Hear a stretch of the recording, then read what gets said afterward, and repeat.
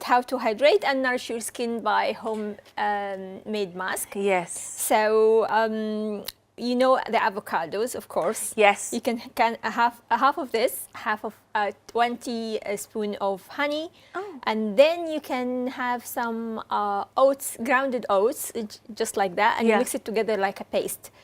So you know the avocado is full of oils, so to hydrate your skin a lot, and plus the vitamins as well.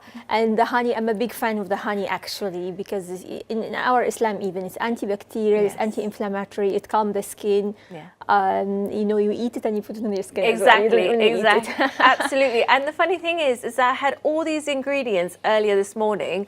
I could have just whipped up a face mask while I was at work and, like, you know, having lovely breakfast and then bit in your face as well. Absolutely. And this is a good thing. It's like, you know, you can wear it and then you can just go and carry on with your day, have the face mask on. How long should you have it on for? 15 to 20 minutes. Yeah, leave it until it's dry usually, because everyone is different, and then you can just wash it with a warm water, and then you will have this velvety, glowing skin, amazing skin. Absolutely, because that's what I tend to do. It's like, oh, you know, just put a face mask on and just carry on doing whatever I'm doing, like my daily chores and something, and then just go, you know, unless you're about to go for a meeting, you want to make sure it's off your face. But at the same time, I mean, does it leave like any sort of, I know that when you do wipe away any mask, does it leave any redness to the face? Like, what not should with you this expect? natural stuff, you know. As we said last time, you know, you need to test it in your back of your ear for a little while in case of allergy or sensitivity or something.